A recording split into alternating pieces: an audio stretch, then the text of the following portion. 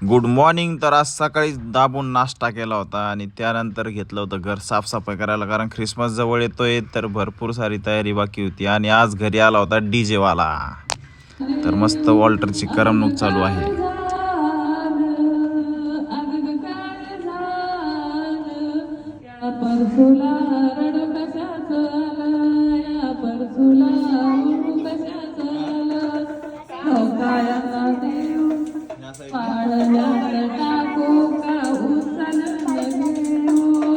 नंतर DJ वाला गेला, त्यानंतर वॉल्टर झोपी गेला होता. आणि दुपारनंतर बायकोने बऱ्याच दिवसाने आज नखांना ते कलर पेंट केला होता.